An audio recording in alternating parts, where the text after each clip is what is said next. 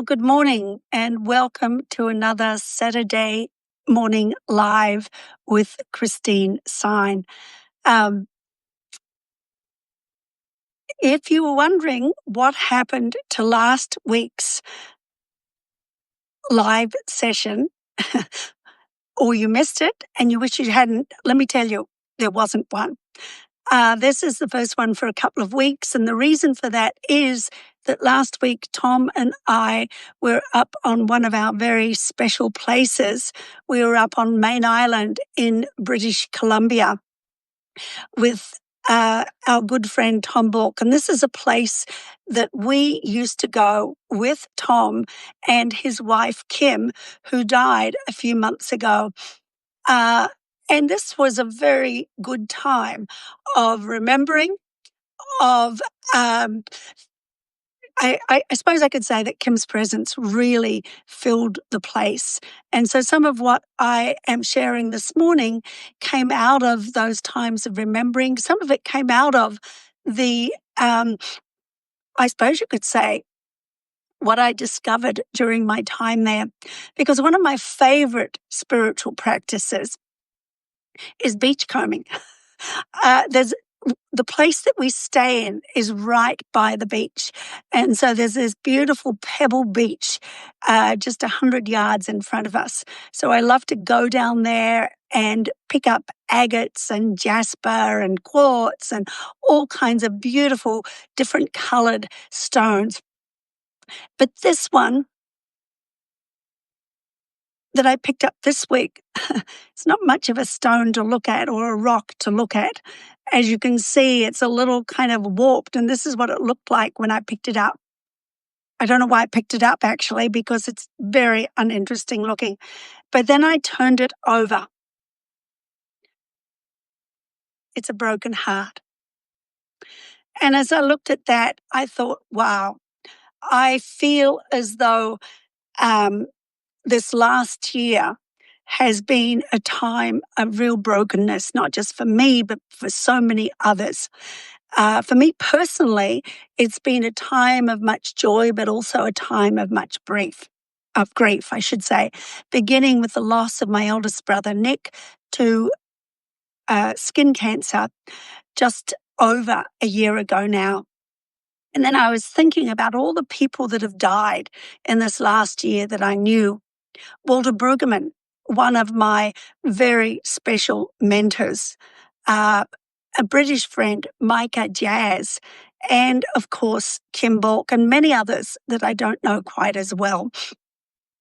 And then, of course, the huge losses of life that have just broken my heart in Gaza, in Sudan, in Ukraine, and in so many other places of violence around the world that just aren't in the news all the time.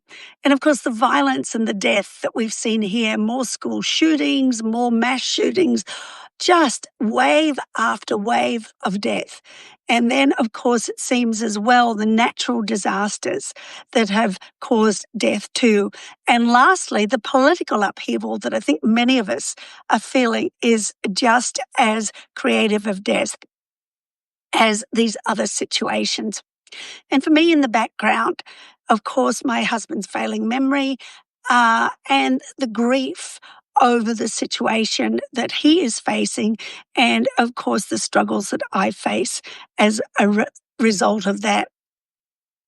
And of course, the loss of much that we've really grieved together, or we've experienced together, I should say. So you can imagine that this week I have been picking up this broken heart and thinking of not just my own broken heart, but the brokenheartedness of the world in which we live. And I've been particularly thinking of the question, what do we do with a broken heart? Because our brains register emotional pain in the same ways that they do physical pain. It has the same effect, not just on our emotions. I mean, most of us know that it can play havoc with our hormones, with our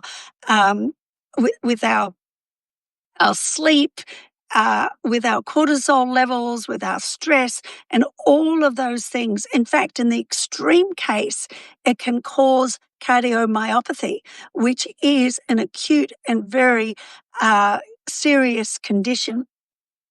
So, stress and brokenheartedness is something not only that all of us grapple with at different times, but it is something that has a huge impact in our lives. And yet it's something that I think that we often don't think about a great deal. So I want us to think about it a little bit this morning, and particularly that question, what do we do with a broken heart? Because all of us at some stage suffer from a broken heart. Some of us get over it quickly. Some of us, it seems to be in the background of our life forever after that sense of brokenness. So I've got 4 things that I've listed here, and I'm sure you can think of some others. But these are the ones that I've thought about and I've read about that really help us to deal with that brokenness within us. Firstly, we need to acknowledge our brokenness. Unfortunately, many of us grew up in cultures, the British stiff upper lip, where you don't admit to grief, you don't admit to brokenness, you don't admit that you are in need of grieving. So the first thing is to not just acknowledge your brokenness, but allow yourself to grieve, and often to grieve openly with tears. Sometimes we need to grieve in silence. Sometimes it's a combination of these kinds of things. I think of the cultures that have very vocal wakes after somebody has died. And I think, there is a real place for that. Or a good memorial. Kim's memorial was just beautiful. And so it was a process of grief, not just for me, but for the other 200 people that were there. And I'm not sure how many were listening in online as well. Secondly, we need to actively work to process our grief and the brokenness that we feel through journaling, through therapy, through talking to family and friends, to I think all kinds of ways, grief goes through cycles. This is something that we've known for a long time. It's not like, grief is here and then we go up here and then we go up here and then we go up here. Grief, down, up, around, grief, up, down, around. We are constantly in cycles that at times involve us in grief, new grief and old grief. And of course, a new situation of grief and a brokenheartedness often brings to the surface old ones. And so we are often dealing not just with the immediate grief and the brokenness and brokenheartedness, but we are dealing with the grief of our lives as well, and the brokenheartedness of our lives that might go back to childhood as well. And it's important for us to acknowledge those brokenness and that kind of grief that we need to be involved in as well. So welcome the brokenness and the grief that wells up within you. Welcome it when it is close. Welcome it so that it can bring healing. And then allow it to spark new interests, new hobbies, new desires within you, new purpose within you as well.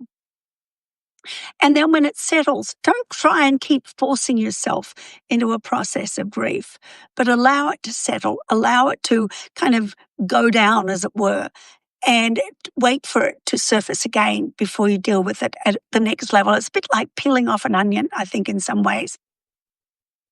Take care. Second thing is the third thing, because that was the first. The first was acknowledging your brokenness. The second was actively working to process your grief and your brokenness through journaling, through therapy, through friends and family.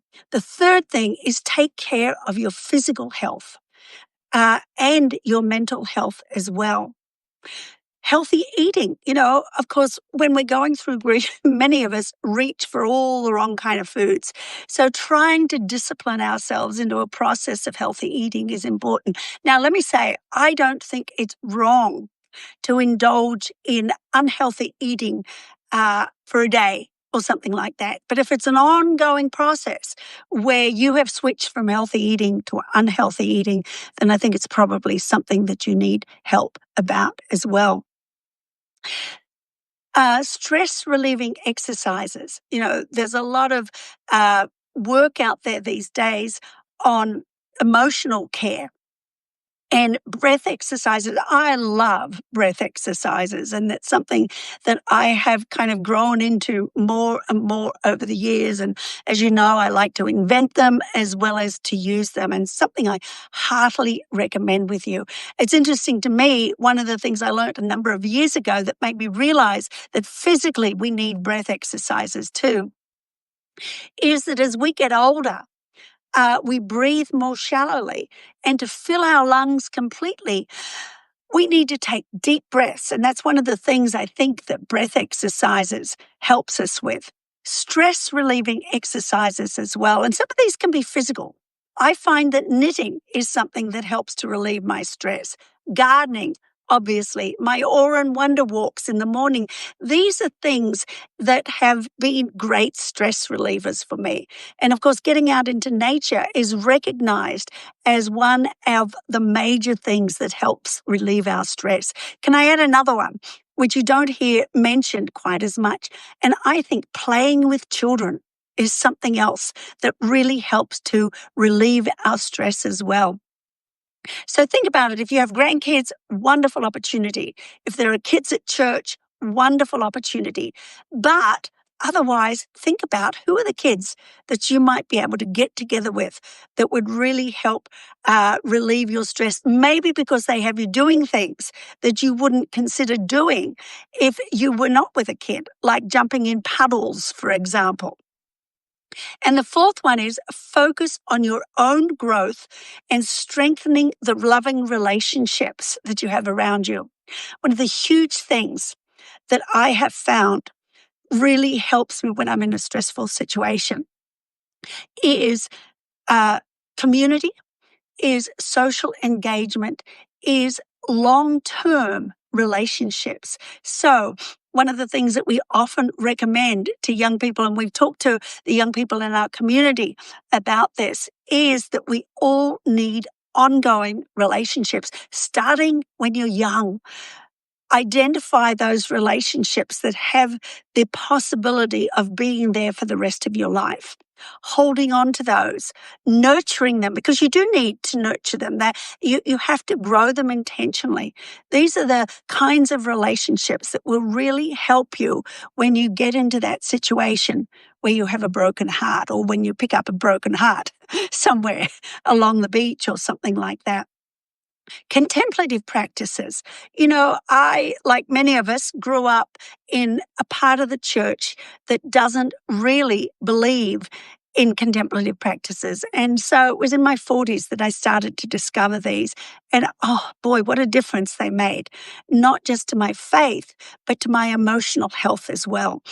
And I'm finding as I get older that they make more and more of a difference. So get into those contemplative practices as well, and you will find that they are tremendous help.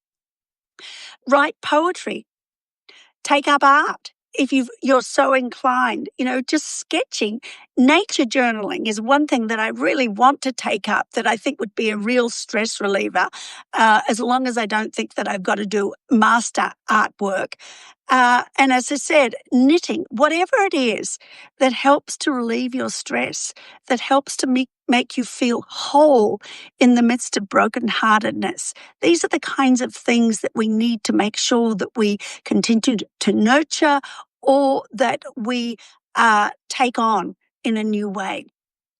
So please let me know, what are the things that you find help when you are going through a situation of brokenheartedness? How did you connect to those? Another one, I suppose you could say, you probably noticed, or at least some of you did, that for the first time, I have got my candles lit, or at least the ones that I've been able to change the batteries in at this point. And again, sitting in my little corner here in the morning over the winter, because I am one of those people that can definitely suffer from the darkness and the depression that it can cause. But I've definitely found strategies that help. And one of those is lighting this circle of candles that I have around me in the morning and just sitting in the midst of that and knowing the comfort of God. So please share with me the things that you find help you when you are suffering from brokenheartedness, or maybe just a slightly out of shape heart, like this side shows. I'm going to be using this, I think, for quite a while to come, this rock, and reminding myself not just of the fact that all of our hearts are broken, but that God is able to bring healing in the situations that there is brokenness in and to really help us through. So I hope that you find the same thing. Thank you for listening to me this morning.